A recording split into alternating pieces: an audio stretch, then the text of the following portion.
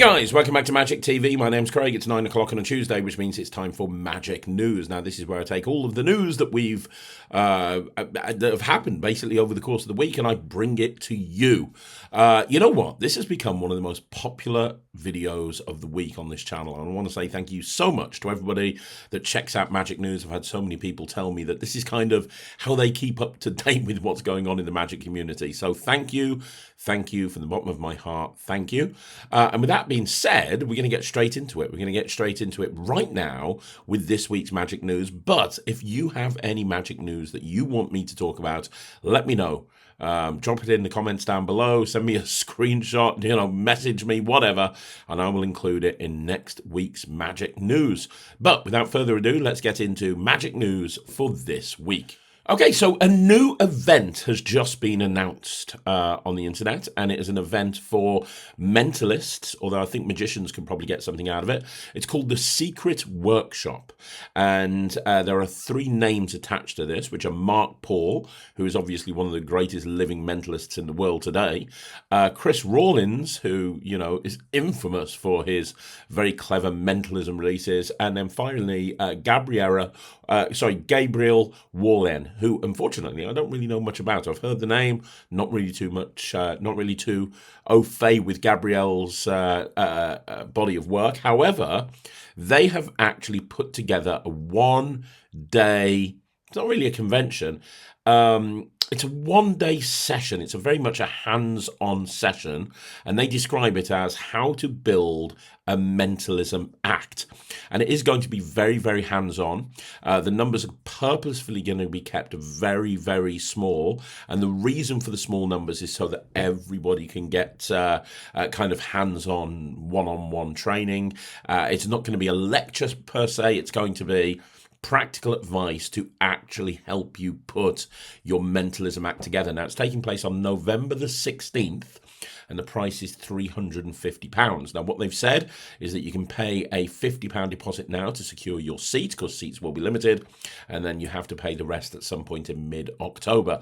But that's it. It's the Secret Workshop taking place on November the 16th. And if you are a mentalist, if you are wanting to actually put a mentalism act together, this might be something that you want to look at. So there you go. That is the Secret Workshop. Okay, so obviously this is taking place, this video is actually going out, I think, on the 17th or the 18th of September. And on Saturday, the 13th of September, Penn Teller started their latest run at the London Palladium. So Penn Teller is at the London Palladium from the 13th until the 24th of September. So from the 13th of September to the 24th of September, you are going to be able to watch Penn Teller. Now, I'm not too sure if there are any tickets left. I imagine that you might be able to get 1 or 2, maybe last minute if you scour the internet. But obviously, any time Penn Teller appear outside of the US, it is a big deal. I know a lot of my friends have got tickets and are going, but this might be their final run. I know we said that a couple of years ago, right?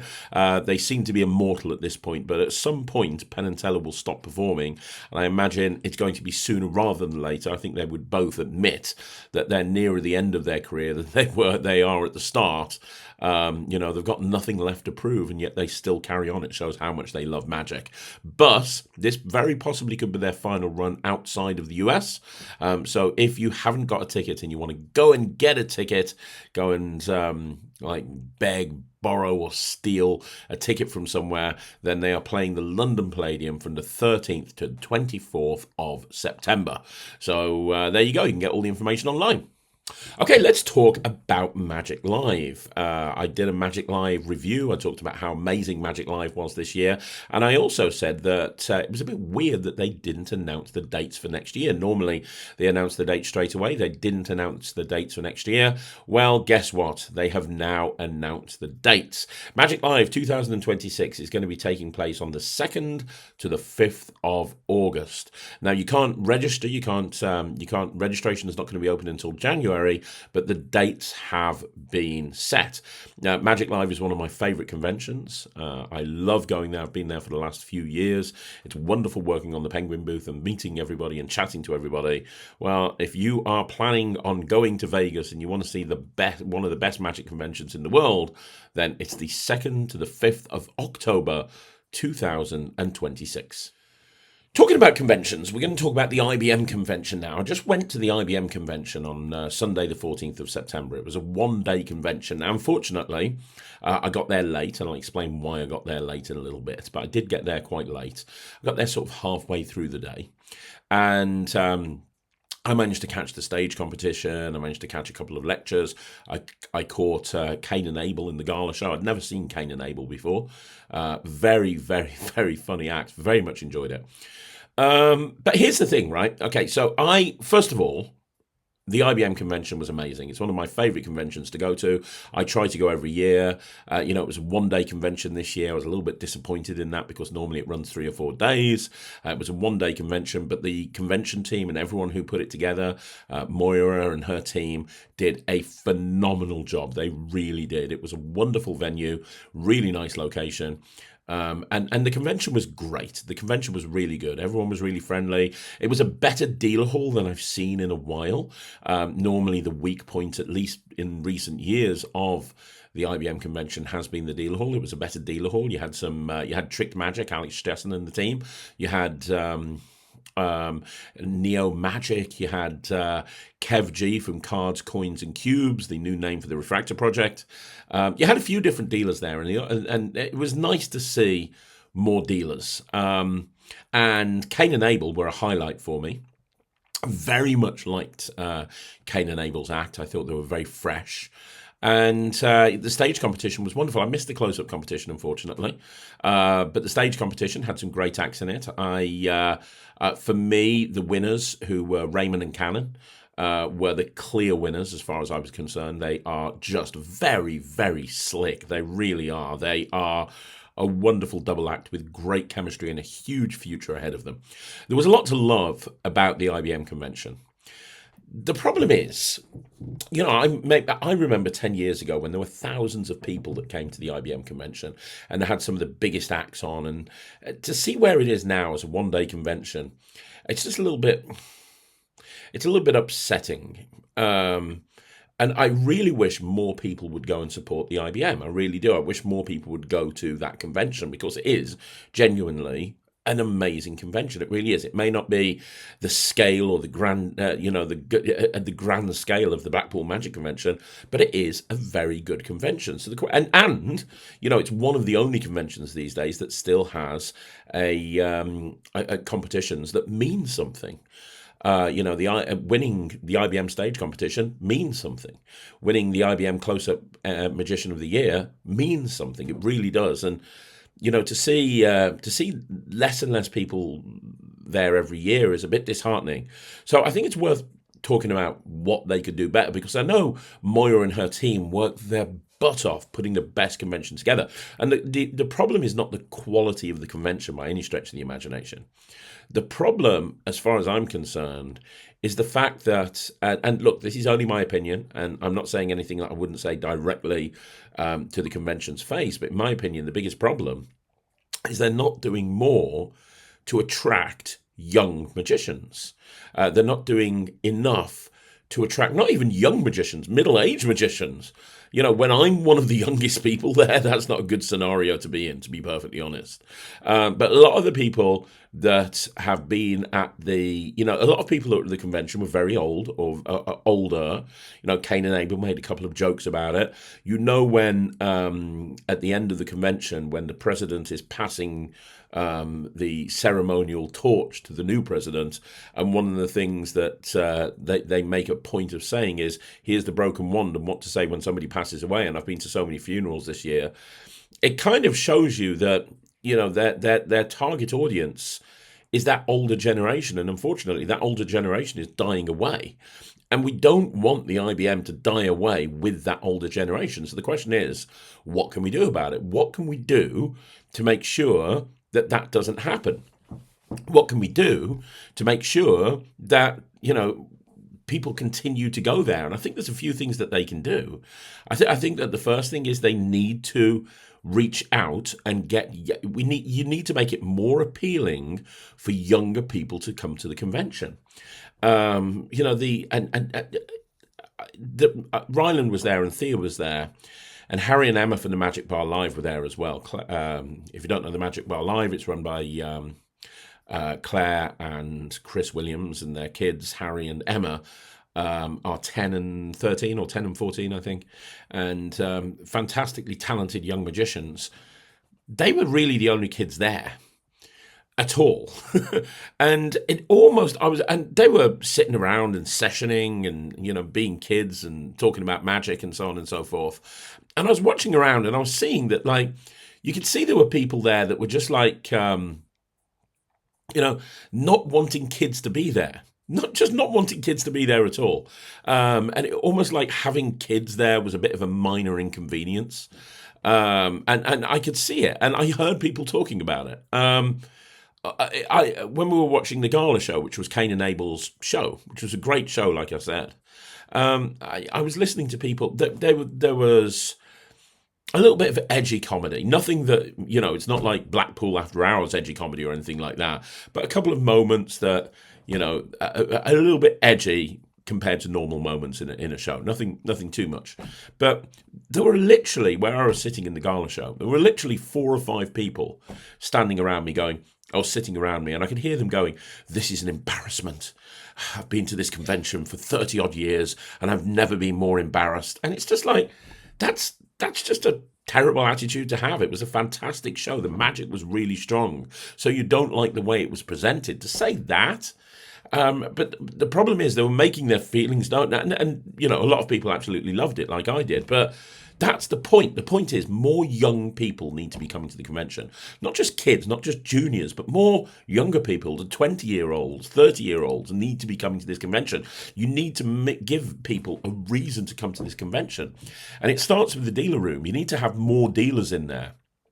Offer the dealer room for free. Give them incentives to come along. I don't know. Do anything.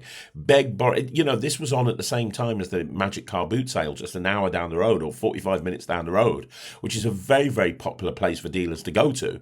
And you know, don't plan the convention at the same time as the Magic Car Boot Sale is the first thing I'd say. But you need more dealers. You know, so many people go to Blackpool literally just for the dealers. That's it. I think you need more dealers at the convention. I really do. I think more dealers need to be there. That's going to be a big draw. The next thing is, I think you need to have names on that.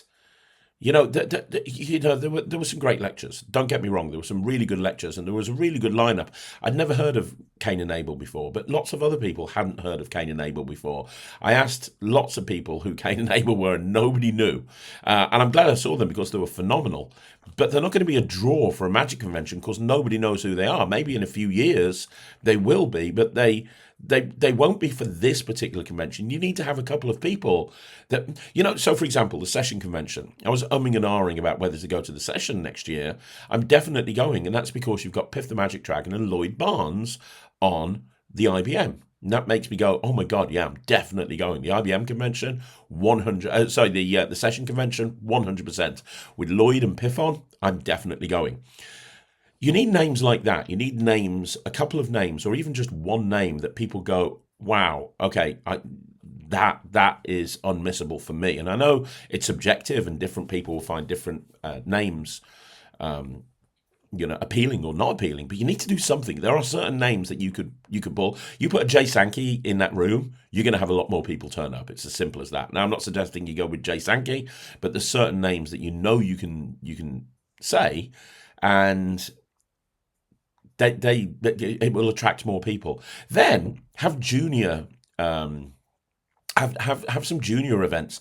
It wasn't too long ago that they used to have a junior sort of competition, because there's nowhere really for the juniors, the under 18s, to compete these days, unless you count the YMC. But not everybody's in the YMC. I know a lot of junior magicians that aren't in the YMC. So if you're not in the YMC for whatever reason, maybe you can't travel there, maybe it's too far away, whatever the case may be, there's not really anywhere for you to go and compete. If you had a national convention with a huge junior competition, there's lots of people that would go. I would tell you right now, Ryland and Thea would go and enter immediately.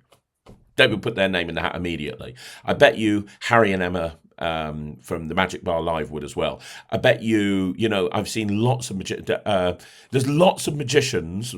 I could give names: Macaulay, Max, there's loads of names that would go and compete in a junior competition. But if the juniors are going and you're giving discounted tickets or free tickets, because it's not a discounted ticket for juniors.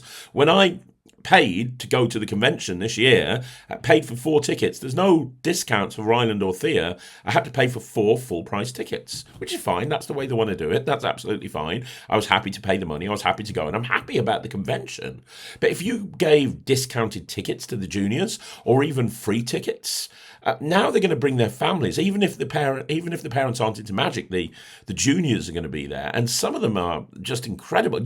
If you have a competition of juniors, it would be as strong as the adult competition. It really would. And people would go and see it. I know that for a fact. Last year, the IBM did a Future Stars of Magic show, and that was very well received by the people that were there. They should do something else, because then those young magicians are going to come, and they're going to bring their parents with them. And I think that you need that. I think you need it to be a destination for more young people.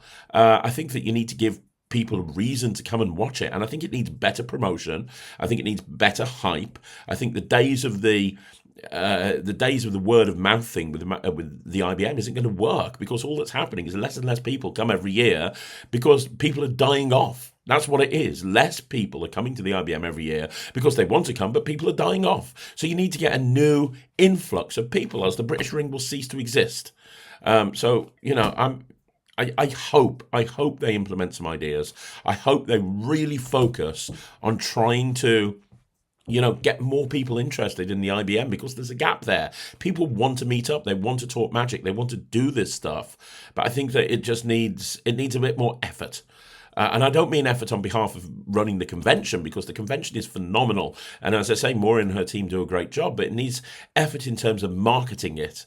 PR. You need to have some positive PR out there. You want everybody buzzing about coming to the IBM. Look at Blackpool. They announced the tickets. They announced the VIP tickets. They sold out in like 20 odd minutes.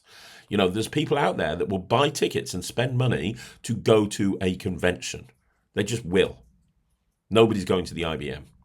It's that old expression, isn't it?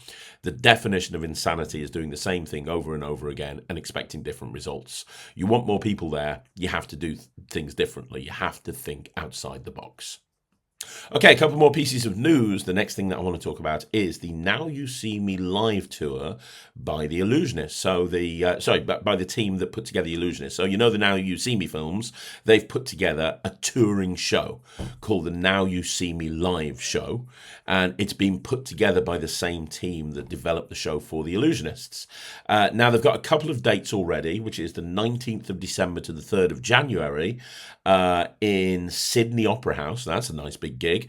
And then the 20th of February to the 1st of March in the Sands Theatre in Singapore, another nice gig.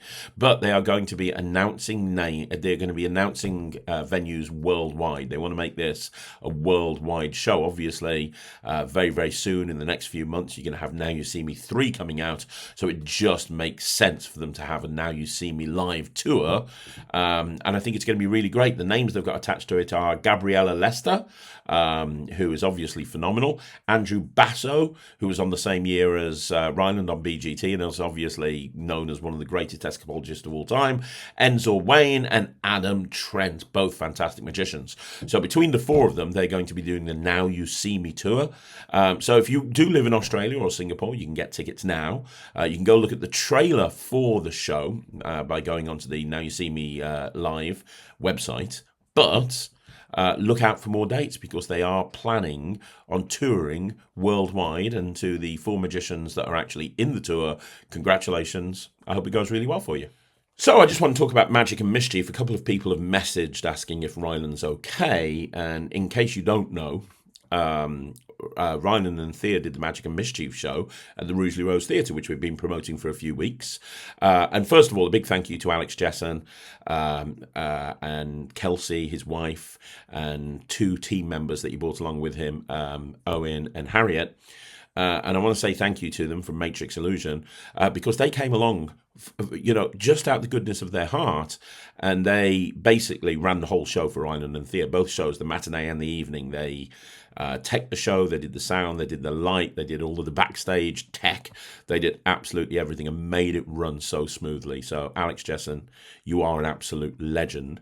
But they did two shows, pretty much sold out, both shows, absolutely phenomenal. I will be putting a video online soon, but watching Ryland and Thea do their thing for sort of 50 minutes and present a 50-minute illusion show with lots of comedy and lots of illusions. It was just, I was tearing up in the sound desk. I really was. Watching them was just amazing, absolutely amazing. I'm so proud of Ryland. I'm so proud of Thea, and watching what they've accomplished at the age of 12 and 10.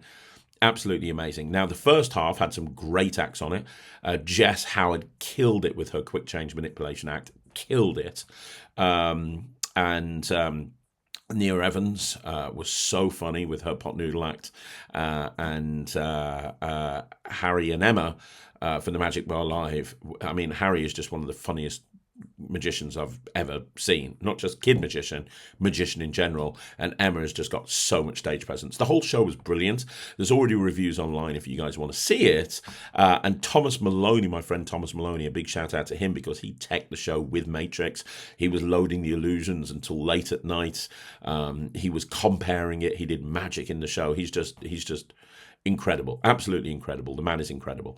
But something happened after the second show in that Ryland got his finger caught in a big fire door. And a few people are aware of this, so I wanted to bring it up with you guys, especially as you see him on video. You're going to see that he's got a few issues with his finger. So basically, he got his finger caught after the show in a fire door, blood everywhere, absolutely horrible. We rushed him to hospital, got to New Cross Hospital near us. We were there till about 2 o'clock in the morning. Dosed him up on hardcore painkillers, and then we had to go back to Birmingham Children's Hospital at 8 o'clock the following morning when we were there for a few hours. He took a chunk out of his finger, out of his forefinger. Luckily, he didn't hit the bone, he didn't hit the tendon, so but he took out a big chunk. I mean, you don't want to see pictures, it's disgusting. Really disgusting. But he took a big chunk out of his finger. I've never seen him so upset. Basically, the good news is because he's not hit the tendons or the bones, they've dressed it and cleaned it, and he's on antibiotics and he's on hardcore pain medication. And he's got another appointment next Tuesday. And when he goes back next Tuesday with the plastic surgeons, if it's healing, then we should be okay, and it'll be about 6 weeks and we'll be back to normal.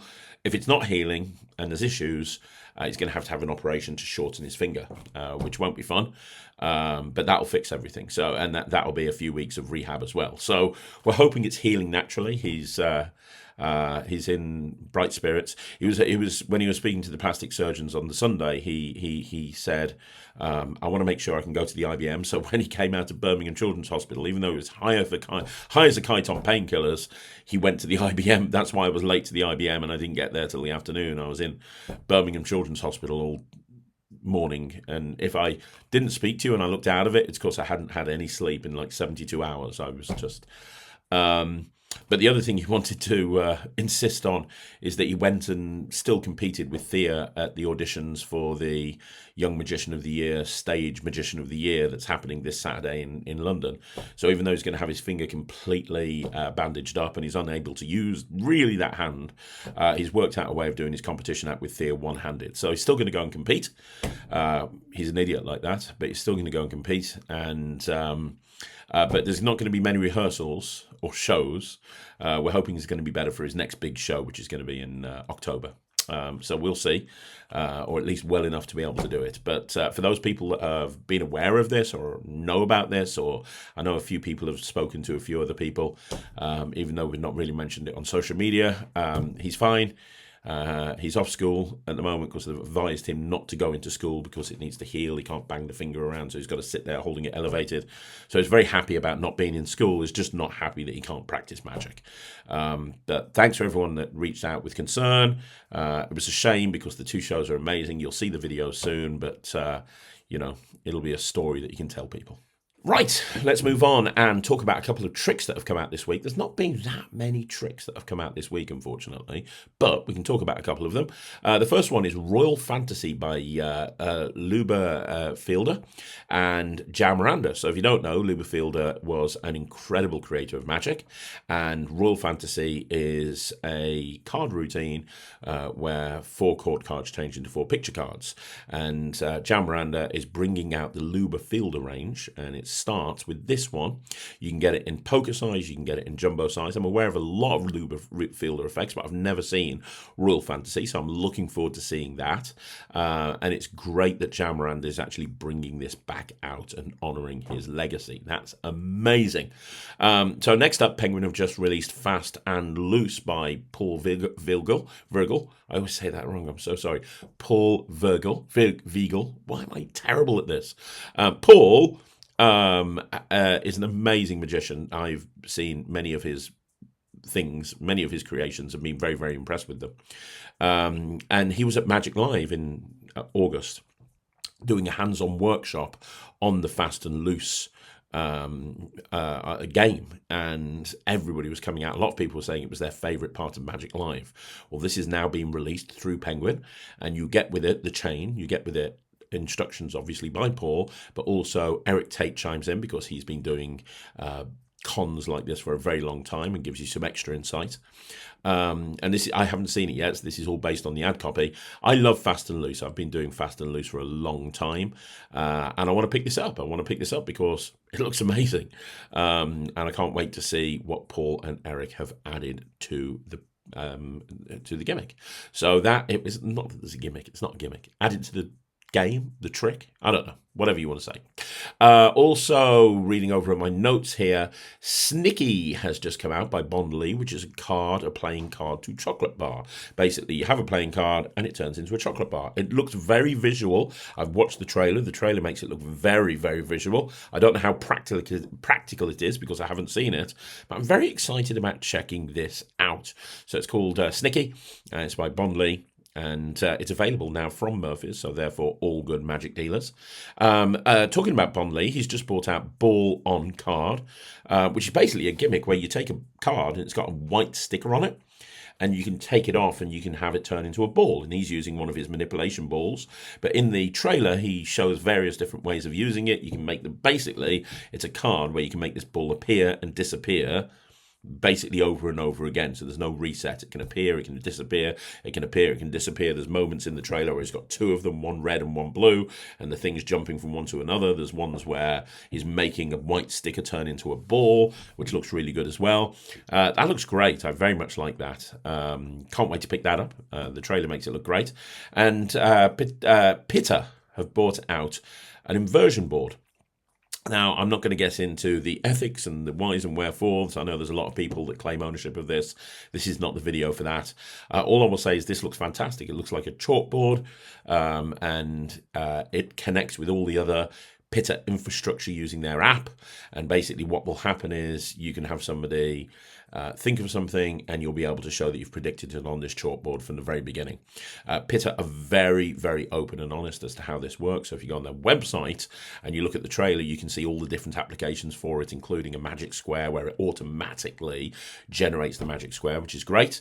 And a bunch of other stuff as well that you can do with it, playing cards and lots of stuff. And it then connects to their clipboards, and it's just ridiculous. It's almost like cheating at this point. So you can go and check that out. And then finally, and I'm not going to dwell on this too much because I'll be doing a video on this soon, but Penguin have brought out Game Night. Game Night obviously is by me. And it is a trick where you've got a deck of cards. They're not playing cards, though. They're not cards that are meant to look like cards. This is not a Phil Smith collaboration project with me. They're not marked or anything like that. They're designed to just look like Trivial Pursuit cards. So it's and the game, the fake game, is called Question Time, and each card has a question and 4 possible answers.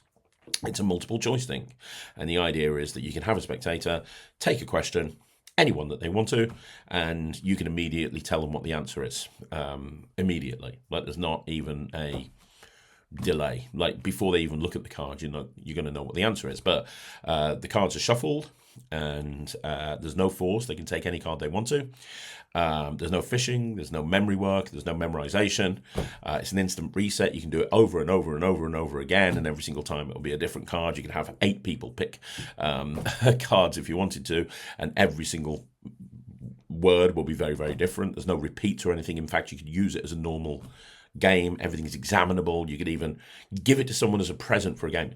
I've actually done that. I've actually given one of these to my brother-in-law, who's super into games, and I gave him one of the actual game parts as a gift last year, because he likes to think he knows how magic's done, even though he never gets it right.